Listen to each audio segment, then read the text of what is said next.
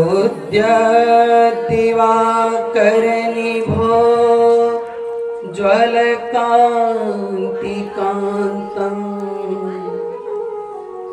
विघ्नेश्वरं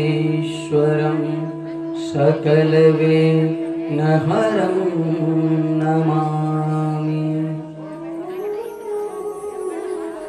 ॐ मनसे विभूषितकरा नवनीरदाभा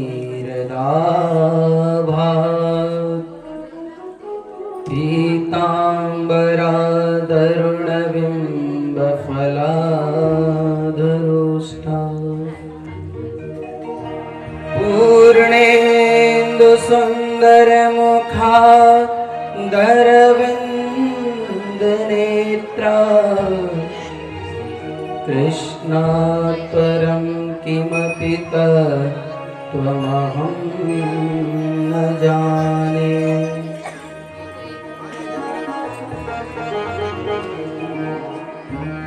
श्री राधा मेरी स्वामिनी, मैं राधे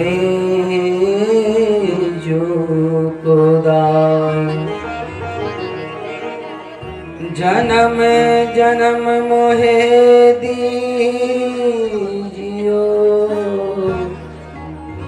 श्री वृंदावन मेवा।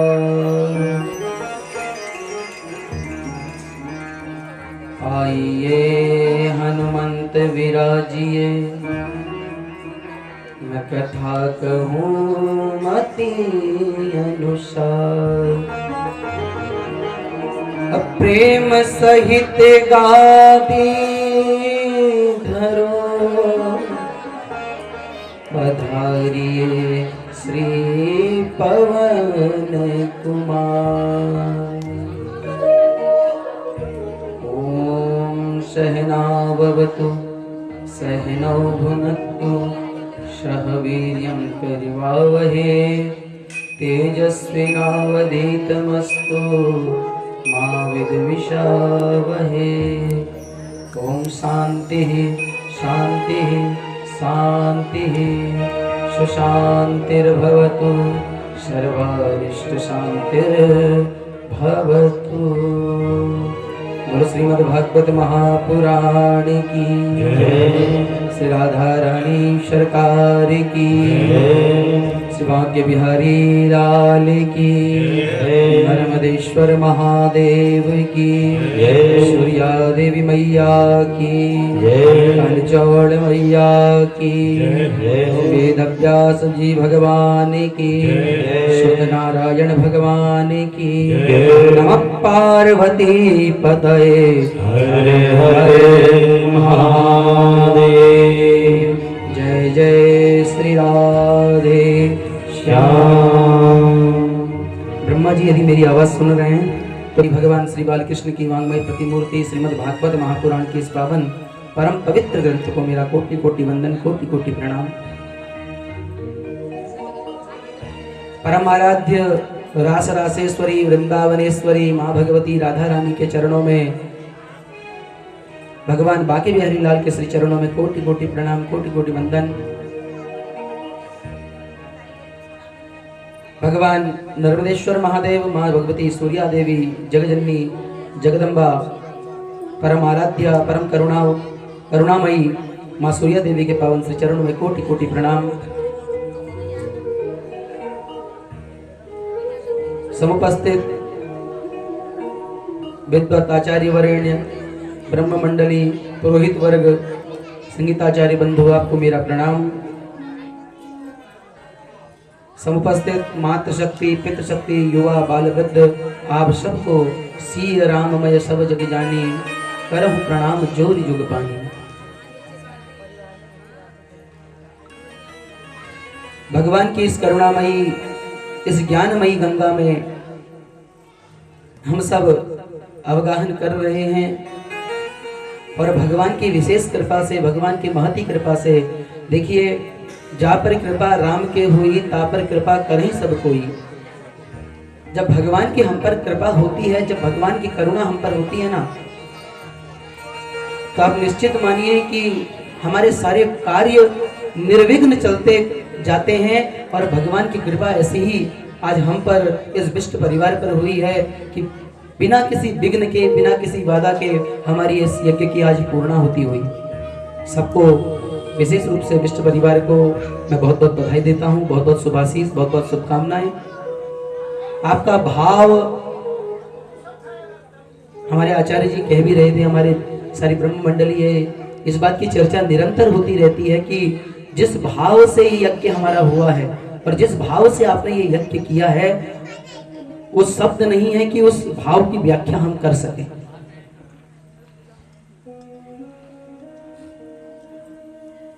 निश्चित रूप से करने वाले, कराने वाले वो परमात्मा अवश्य हैं, पर वो परमात्मा हमारे कार्य को सार्थक करते कब है? आपको पता है? हमारा कार्य सार्थक होता कब है? जब हमारे अंदर भाव होगा, जब हमारे अंदर किसी चीज को करने की, किसी चीज को पाने की ललक होगी, लालसा होगी, तब जाके हमारा कार्य सार्थक होता है। और निश्चित रूप से आप ये मानिए कि यदि आपके मन में भाव है, आपके मन में श्रद्धा है, तो भगवान जो है आपका सारथी बनकर आपके उस रथ की बागडोर को संभाले रहते हैं। और आज भगवान ने निश्चित रूप से, मैं तो यही कहूंगा कि ये यज्ञ की बागडोर स्वयं मेरे बांके बिहारी ने, मां राधा रानी ने संभाली और निर्विघ्न हमारे इस कार्य को, यज्ञ को पूर्ण किया। आइए भगवान की इस ज्ञानमयी गंगा में अवगाहन करें। उससे पूर्व नित्य की भांति हम अपने मन, वाणी, चित्त को पवित्र करते हुए इस ज्ञानमयी गंगा में अवगाहन करेंगे। आइए प्रेम पूर्वक भगवान नाम संकीर्तन, तत्पश्चात कथा का रसास्वादन हम सब मिलकर करेंगे।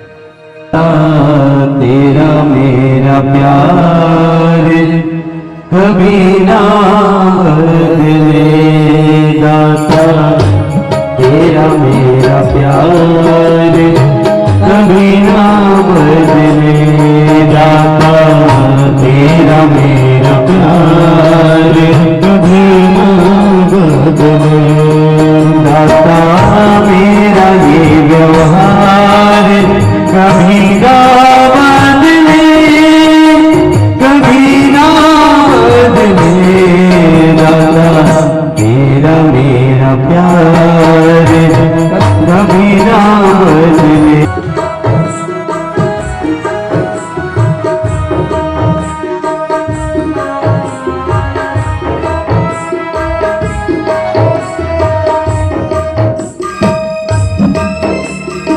भाव कभी कम ना होने पाए, जो हमारा व्यवहार है वो व्यवहार बना रहे, हमारा प्रेम बना रहे, आपके चरणों में हमारी प्रीति बनी रहे।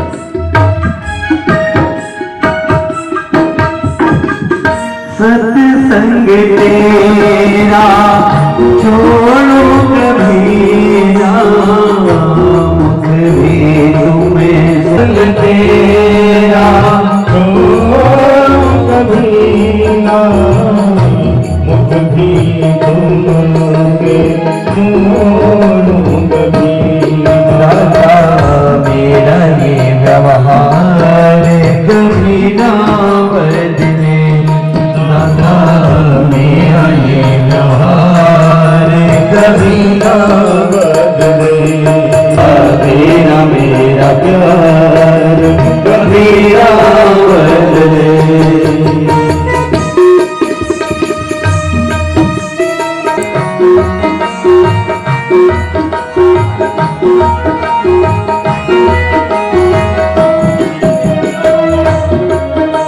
गौरी तेरे आकर हूँ मैं, चरणों में हूँ मैं, मन का ये तार कभी ना बदले दाता, मन का ये तार कभी ना।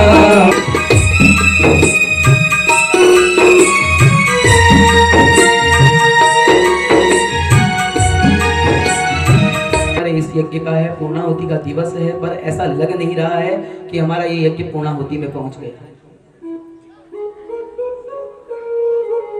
मतलब ऐसा लग रहा है कि आज दूसरा तीसरा दिन इस यज्ञ का है। इतनी आत्मिक शांति यहाँ इस यज्ञ में आकर के। यज्ञ में तो हम हजारों जगह जाते हैं, रोज निरंतर भागवतों में ही रहते हैं, निरंतर यज्ञों में ही रहते हैं, परंतु एक ऐसी आत्मिक शांति और इस परिवार का प्रेम, जिस कारण आज यज्ञ की पूर्णाहुति तो हो गई, पर निश्चित रूप से ऐसा लगता नहीं है कि पूर्णाहुति हो चुकी है। क्योंकि जहां भाव होता है वहां परमात्मा रहते हैं, और जहां परमात्मा रहते हैं वहां सारे कार्य अपने आप बनते चले जाते हैं। आपने कल कथा सुनी थी भक्त सुदामा की। सुदामा के पास क्या था? सुदामा के पास सिर्फ परमात्मा का चिंतन था, परमात्मा की भक्ति थी। और जिस भक्ति के फलीभूत क्या फल परमात्मा को मिला, सुदामा को मिला कि सुदामा के चरणों में वो परमात्मा बैठा है, सुदामा के चरणों को धो रहा है, और सुदामा के चरणों में बैठकर उस चरणों को धो करके उस चरणोदक का पान कर रहा है। ये भक्त की भक्ति में शक्ति होती है। सिर्फ अपने को भक्त कहना ही भक्त नहीं कहलाता, हमारे अंदर कितनी भगवान के प्रति भक्ति है, भगवान हमारा मन कितना शुद्ध है। जब तक हमारा ये मन शुद्ध नहीं होगा तब तक हमारे सारे कार्य व्यर्थ चले जाएंगे। हर किसी व्यक्ति के मन में काम, क्रोध, लोभ, ईर्ष्या ये सब विद्यमान रहता है, परंतु जो निरंतर परमात्मा के चिंतन में रहता है, कल एक बात कही थी कि जहां राम तह काम नहीं, और जहां काम तह नहीं राम। जहां काम होता है, जहां काम, क्रोध, लोभ, ईर्ष्या, मद, मात्सर्य जिसके हृदय में रहता है, भगवान उसके हृदय में कभी वास नहीं करते। और जिसके हृदय में भगवान रहते हैं उसके हृदय में कभी ये बुराइयां वास नहीं कर सकती, उनका प्रवेश निषेध है। भगवान ने अपने पुत्रों को बहुत समझाया, बहुत शिक्षा दी, परंतु क्या हुआ? उन पुत्रों ने उस शिक्षा को ग्रहण नहीं किया और संतों का अपमान किया, और संतों का अपमान करने से क्या हुआ? पूरे यदुवंश का संहार हो गया। और स्वयं मेरे परमात्मा, स्वयं मेरे गोविंद इस धराधाम को छोड़कर श्रीमद् भागवत में अपने तेज पुंज के साथ प्रवेश कर गए। और जब भगवान ने इस तेज पुंज के साथ इसमें प्रवेश किया तो परीक्षित जी कहते हैं, सुखदेव जी कहते हैं, परीक्षित, भगवान के स्वधाम गमन करने के पश्चात कलयुग ने अपने पैर पसारना प्रारंभ कर दिए। शुरू दिन आपने कथा सुनी थी, तीसरे दिन की कथा में किस प्रकार परीक्षित ने कलयुग को 4 स्थान दिए थे। द्यूतम पानम स्त्रिया सोना, जहां द्यूत क्रीड़ा होगी, जहां परिस्त्री गमन होगा, जहां मदिरा पान होगा, और जहां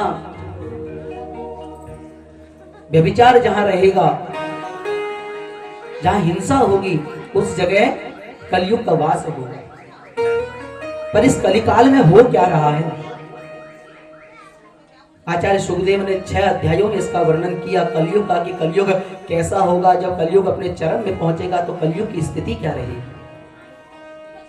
सुखदेव जी कहते हैं परीक्षित कि दाम्पत्ये भिरुचिर हेतु मामेवं व्यवहारिके स्त्रीत्वे पुंसत्वे चहि रतिर्विप्रत्वे सूत्रमेव हि।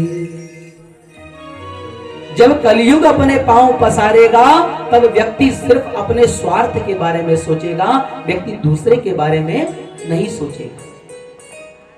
दूसरे को, अपने को सुख प्राप्त करने के लिए व्यक्ति दूसरे को दुख देना प्रारंभ कर देगा। स्वार्थ सिद्धि, मैं और मोर मोरते माया, मैं खाऊं, मेरा खाए, मेरा परिवार ले, मैं अपने परिवार के लिए करूं, बाकी किसी का कुछ हो चाहे ना हो, बाहरी व्यक्ति चाहे उसको दुख मिले, उसको उसके मन में पीड़ा हो, उस भाव को नहीं समझेगा। अपनी जीवा के स्वाद के लिए इंसान निर्दोष जानवरों का, निर्दोष प्राणियों का भी, निर्दोष जीवों की भी हत्या कर देगा। आज की स्थिति में आप देख रहे हो ना, कुल, गोत्र, प्रवर कोई नहीं पूछ रहा। जिसका मन जहां कर रहा है, हमारे शास्त्रों में वर्ण व्यवस्था बनाई है, परंतु आज के समय स्थिति ऐसी है कि इस वर्ण व्यवस्था का, कुल गोत्र का किसी को कोई भान नहीं।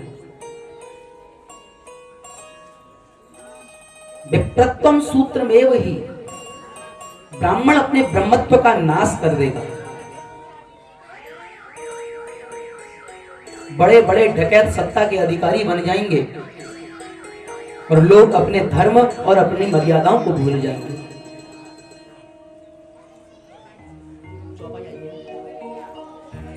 तुलसीदास जी रामचरितमानस में कलयुग का बड़ा विशेष वर्णन करते हैं। बड़ी विशेष बात कलयुग के लिए रामचरितमानस में गोस्वामी तुलसीदास जी ने लिखी है। जरा सुनिए और विचार करिए कि कलयुग कैसा होगा। अभी तो कलयुग के कुछ वर्ष बीते हैं, 5000 वर्ष ही बीते हैं, और अभी तो न जाने कितना कलयुग है। प्रथम चरण में कलयुग है, अभी 3 चरण कलयुग के और हैं। क्या स्थिति कलयुग की रहेगी? क्या स्थिति कलयुग की रहेगी?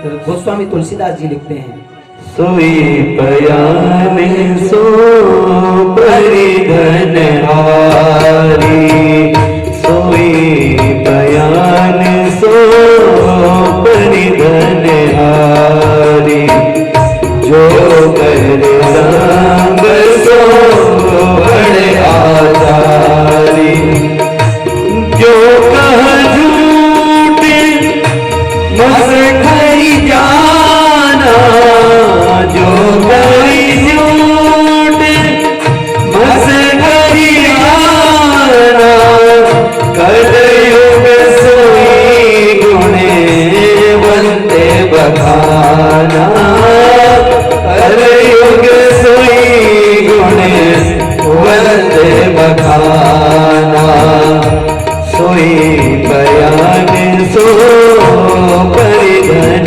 हारी, सोई बयान सो परिधन हारी। संत अपने संतता को भूल जाएंगे। संत का धर्म क्या है? शास्त्र कहते हैं विरक्ता संत। संत ने संन्यास धारण कर लिया, संत विरक्ति हो गया तो उसको कुछ नहीं चाहिए। परंतु आज की स्थिति ऐसी है कि जिस संत के पास जितनी संपदा होगी वो उतना बड़ा संत कहलाता है। लोग झूठ बोलेंगे, आडंबर का सहारा लेंगे, निराचार जो श्रुति पथ त्यागी, अपने आचरण को इतना हीन कर देंगे कि जो हमारा वेद कहता है मातृ देवो भव, पितृ देवो भव, आचार्य देवो भव, गुरु देवो भव, उसका लोग त्याग कर देंगे। और हम देख ही रहे हैं कि कलयुग में हो क्या रहा है। कलयुग में हम देख रहे हैं कि धर्म का ह्रास होता चला जा रहा है। आज की स्थिति ऐसी है, हम सब यहां बैठे हैं और इन कुछ वर्षों में सनातन सनातन सनातन सनातन खूब सुनाई देता है। हम कौन हैं? सनातन धर्मी हैं। हमारा धर्म क्या है? सनातन है। अच्छी बात है, अपने धर्म की गुणगान करिए, अपनी धर्म की सत्ता को स्वीकार करिए, परंतु धर्म में अडिग भी तो रहिए। आज की स्थिति ऐसी है, हम 1000 घरों में जाते हैं, पूजा करने बैठे पंडित जी ने पूजन शुरू किया। अरे पंडित जी जनेऊ नहीं है, जनेऊ दे दो, जनेऊ। अरे भले मानुस, कम से कम हमारा धर्म जो है हमको सिखा और सूत्र रखना सिखाता है। ये सिखा, ये हमारी सिखा और हमारा सूत्र, ये हमारे 2 ही सनातन धर्म के प्रतीक हैं। पर आजकल क्या है, पंडित जी पालन ही नहीं हो पाता, उतार के रख देते हैं। अरे कौन कहेगा तुमको सनातन धर्मी? सनातन धर्म का हम ढिढोरा पीटते रहते हैं, हम सनातन धर्मी, हम हिंदू हैं। न तो हमारे पास शिखा है, न हमारे पास सूत्र है। हाँ, हाथ में कलावा बांध लेंगे इतना मोटा, पंडित जी कलावा बांधने लगेंगे, पंडित जी मोटा मोटा बांधना। अरे क्या करोगे उस मोटे कलावे का बांधकर? जो मेन हमारा सूत्र है, उस सूत्र का तो हम त्याग कर दे रहे हैं। उसको निकाला और बाहर पेड़ में टाक दिया। पंडित जी पालन ही नहीं हो पाता। हमारा शास्त्र कहता है कि जिसने अपने यज्ञोपवीत का खंडन कर दिया, प्रायश्चित के रूप में उसका यज्ञोपवीत संस्कार पुनः कराना पड़ता है, तब वो जनेऊ धारण करने का महत्व है। बना खाली ये जनेऊ पहन ली, और तभी पहले हमारे लोग हमारे बुजुर्ग जो है वो जनेऊ पहनते थे तो उनको हाथ की बनी जनेऊ दी जाती थी। और आज बाजार में वो रस्सी मिल रही है, रस्सी पंडित जी दे जाते हैं और लोग अपने बदन में उसको धारण कर ले रहे हैं। उसका कोई महत्व नहीं है, वो रस्सी का कोई महत्व नहीं। उसको बना कौन रहा है? उसको हम नहीं बना रहे, उसको वो 17 नंबर में रहने वाले। समझ गए मेरी बात? आप कभी जाके देखिए उनकी दुकानों में, होलसेल में सब आपको मिलेगा। वहां पंडित जी पार्थिव पूजा करने आपके घर आते हैं, पार्थिव पूजा करते हैं और पंडित जी सामान लिखते हैं, उसमें किट लिख देते हैं। वो किट आती है, वो किट बना कौन रहा है? 1000 बार हमने अपने यजमानों से कह दिया कि आप खुला सामान लाओ। वो किट में भिंडी के बीज भर के रखें। वो भिंडी के बीज क्या पार्थिव पूजा में यूज आते हैं बताइए ना? अरे पूजन कर रहे हैं और जो सबसे निकृष्ट सामान होगा वो पूजा के लिए निकृष्ट सामान लेकर आते हैं। कम से कम पूजा के लिए तो अच्छा सामान लाइए। आप भगवान को चढ़ा रहे हैं, जैसा अपने लिए यूज कर रहे हैं वैसा भगवान को चढ़ाइए ना। आप मत लाइए हजारों का सामान, थोड़ा लाओ, अच्छा लाओ। पर हम तो इतने पथभ्रष्ट हो चुके हैं, खुद को सनातन धर्मी हम कहेंगे, पर उस सनातन धर्मी का हम टैग लगा लेंगे इतना बड़ा, कुछ वो होगा, भगवा गमछा डाल लेंगे, भगवे कपड़े पहन लेंगे। अरे वो भगवे कपड़े पहन के, भगवा गमछा डाल के कुछ नहीं होगा। धर्म को यहां धारण करना पड़ेगा, या अपने हृदय में बसाना पड़ेगा धर्म को, तब जाके हमारा धर्म हमको अपनाएगा।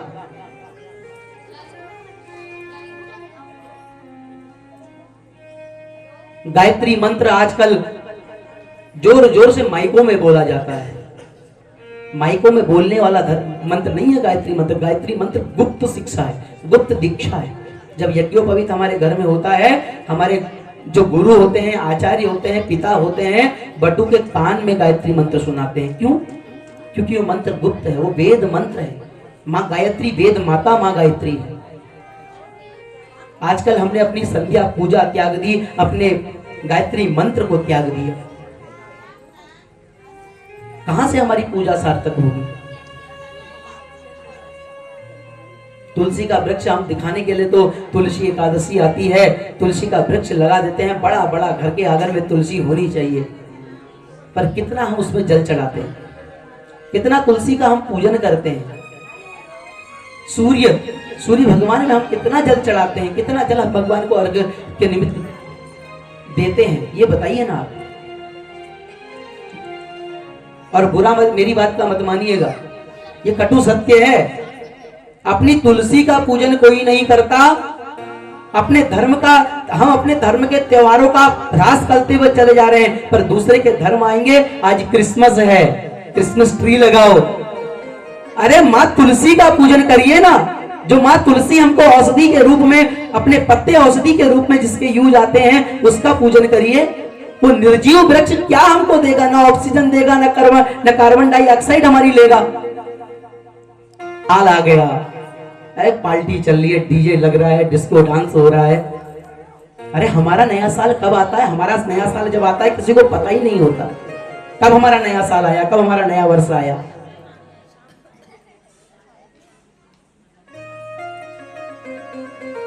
दूसरे के त्योहार को हम खूब मनाते हैं। अब हम देखिए, हमने अपने त्योहार, अपनी होली, बुरा मत मानना, हमने अपनी होली सिर्फ शिकार खाने और इसमें यहां तक सीमित रख दी है हमने। हमारे त्योहारों के टाइम में आप इनकी दुकानों में भीड़ देख लीजिए, और दीपावली जब आती है, चलो बैठते हैं बाहर। 8-10 दिन से पहले शुरू हो जाते हैं। कितने की आई चाल मेरी, इतने की आई चाल। अरे वो चाल को आग लगे। जो अपने धर्म का ह्रास करता है, शास्त्र कहता है गनेल की योनि में जाता है। अब आप सोच लो किस योनि में जाना है। धर्म के नाम पर निर्दोष पशुओं का हम वध कर रहे हैं, निर्दोष पशुओं की हम बलि दे रहे हैं। हमारे शरीर में एक इंजेक्शन लग जाए, फिर देखो दर्द के मारे कितनी पीड़ा होती है। और जिसके शरीर में हम छुरी चला रहे हैं उसको कितनी पीड़ा होती है। अच्छा एक बात बताइए, मुर्दा कहां रहता है? शमशान में रहता है ना। हमारा शरीर शमशान से कम नहीं। वो मरा हुआ मुर्दा हमारे पेट में है तो हमारा शरीर क्या है? शमशान है। अपने शरीर को हमने शमशान बना दिया। हमारा शास्त्र कहता है अहिंसा परमो धर्मः। किसी निर्दोष के प्रति हिंसा करना ये सबसे बड़ा अधर्म है। इसका मतलब ये नहीं कि हमने हिंसा नहीं करनी। कोई हमारे घर में घुस करके हमको मारने आएगा, हम चुप बैठेंगे नहीं। अपने परिवार की, अपने धर्म की रक्षा के लिए हमारा शास्त्र कहता है कि हमको शास्त्र की जानकारी भी होनी चाहिए और हमको शस्त्र की जानकारी भी होनी चाहिए। हमारे भगवान, हमारे कन्हैया हाथ में मुरली भी बजाते हैं। ध्यान से सुनिए, वो मुरली भी बजाते हैं, वो चक्र सुदर्शन भी उठाते हैं। जहां जैसी स्थिति होती है वहां वैसा यूज करते हैं, उसका उपयोग करते हैं। भगवान राम मर्यादा पुरुषोत्तम थे, उन्हें मर्यादा भी अपनाई और अंत में आतताई रावण का उन्होंने अंत भी किया। हमारी मां भगवती जगदंबिका अपने वात्सल्य से हम सबका लालन पालन करती है और अंत में महिषासुर जैसे दुष्ट का संहार करने के लिए उग्र रूप भी धारण करती है। हमको शास्त्र का ज्ञान भी होना चाहिए और शस्त्र का ज्ञान भी होना चाहिए। हमारे पास शस्त्र भी होना चाहिए और शास्त्र भी होना चाहिए, तब हमारा सनातन धर्मी कहना हमारा सार्थक होगा।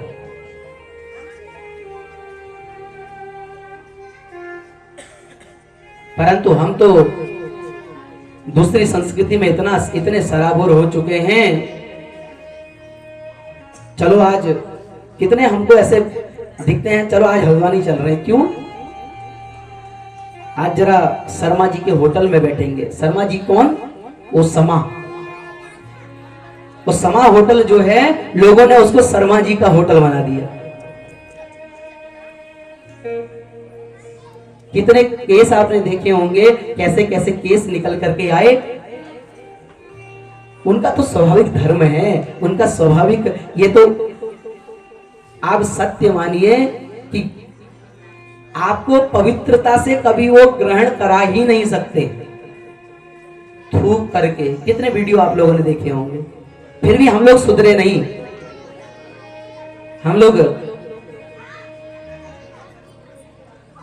ये जीवा हमारी है ना, ये जीवा पाप कर्म हमसे सबसे बड़ा यही कराती है। हमारी बातें हो रही थी सुबह हमारे बड़े भाई मुकेश जी से। हम विरोध भी नहीं करेंगे। देखिए, समाज के साथ चलना भी चाहिए। बहुत सारे लोग कहते हैं केक नहीं काटना चाहिए, केक नहीं काटना चाहिए। मैं इसका विरोध नहीं करूंगा। क्यों? ठीक है, आप केक काटिए, मैं उसका विरोध नहीं करूंगा, मैं कहूंगा भी नहीं मत काटो। आजकल नई नई पीढ़ी है, नए नए बच्चे हैं, समाज जैसा कर रहा है, थोड़ा बहुत समाज के साथ भी चलना पड़ेगा, वरना समाज हमको अपने से पीछे कर देगा। परंतु आप केक काटिए, बट जो हम मोमबत्ती बुझाते हैं, हमारा शास्त्र कहता है कि आप अपने जन्मदिन पर आप दिया जलाइए। हमारा शास्त्र बुझाने को नहीं कहता, हमारा शास्त्र रोशनी करने को कहता है, रोशनी को बुझाने को नहीं कहता। हम तो इतने भले मानुस हैं कि हम लोग सिर्फ, कल भी मैंने कहा था कि मंदिर हम लोग जाते हैं, क्या करते हैं, मंदिर में जैसे ही प्रवेश हुआ हमारी जेब से फोन निकल गया, फोन का कैमरा यूज हो गया, कैमरा ऑन हो गया, रील बननी प्रारंभ हो गई। हम लोग मंदिर जाते हैं, मंदिर जाकर के भगवान के दर्शन नहीं करते, भगवान की फोटो खींचते हैं। पर होना क्या चाहिए? मंदिर जाकर के हमको उस मूर्ति का दर्शन करना चाहिए, उसके चरणों से उसके माथे तक का दर्शन करें। कितने सुंदर भगवान के चरण हैं, कितने सुंदर भगवान के ओष्ठ हैं, कितना सुंदर भगवान का मुखमंडल है। परंतु नहीं, हम तो फेसबुक, इंस्टाग्राम, व्हाट्सएप की स्टोरी तक सीमित हो चुके। हमको स्टोरी लगानी है, सबको दिखाना है कि हम यहां गए थे। अरे मंदिर जाना हमारा धर्म है, इसलिए मंदिर जाना चाहिए। और जब हम लोग अपने धर्म से च्युत होंगे तो विधर्मी आकर के हमारे धर्म पर आघात करेंगे, क्योंकि दूसरे को तो मौका मिल रहा है। हम स्वतः कमजोर होंगे। जब हमारी इम्यूनिटी पावर कम होती है तो अनेकों बीमारियां हमारे शरीर पर आ जाती हैं। वैसे ही हम अपने धर्म के प्रति जब कमजोर होंगे तो दूसरा हमारे धर्म पर आघात करेगा। और यही कारण था कि वो जो इतने साल हमारे देश पर राज्य कर गए, वो राज्य करने का कारण ही यही था। क्यों? हम पर, हमारे उसमें, हमारी विचारता में, हमारे आचरण में एकता नहीं थी। हम अनेकता में बट चुके थे।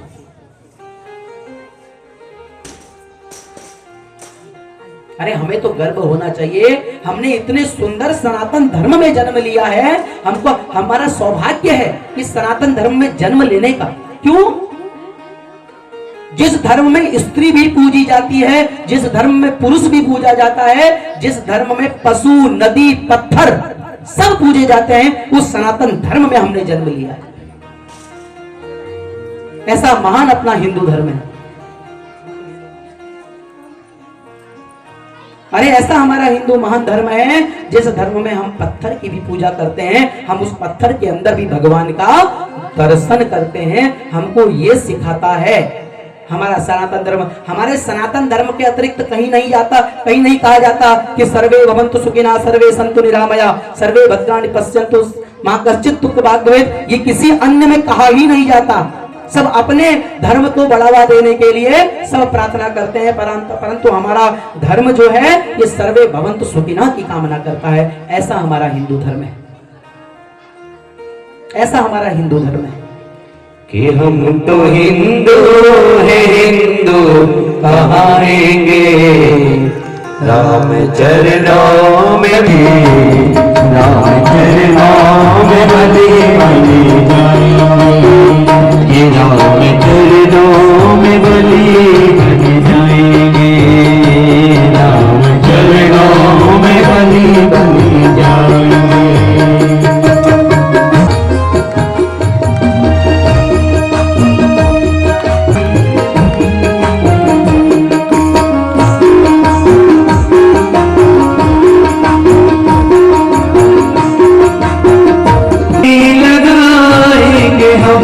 अपने आंगन में तुलसी लगाएंगे हम, अपने आंगन में तुलसी लगाएंगे, अपने द्वारे पे गैया दुहाएंगे हम, अपने द्वारे पे गैया दुहाएंगे हम, अपने में बने बने जाएंगे, अपने मस्तक पे दुनिया लगाएंगे, राम चरणों में बलि बलि जाएंगे।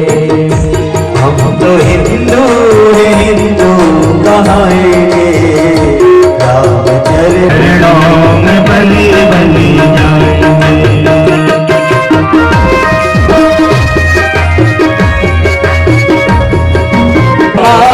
भागवत वाचेंगे हम, गीता रामायण भागवत वाचेंगे हम, गीता रामायण भागवत वाचेंगे हम, राघव माधव के कीर्तन में नाचेंगे हम, राघव माधव के कीर्तन में नाचेंगे हम, अपने माथे पर, अपने माथे पर तिलक लगाएंगे, राम चरणों में बलि बलि जाएंगे, अपने माथे में तिलक लगाएंगे, राम चरणों में बलि बलि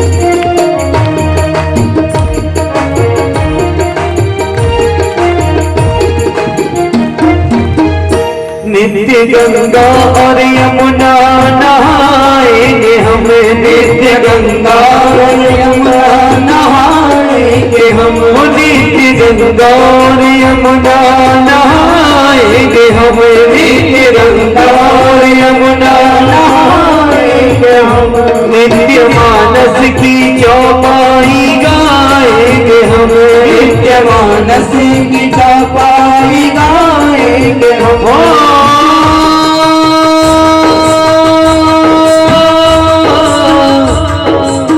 कि रघुकुल रीत सदा चली आई और प्राण जाए पर वचन न जाए, नित्य मानस की चौपाई गाएंगे हम, नित्य मानस की चौपाई गाएंगे हम।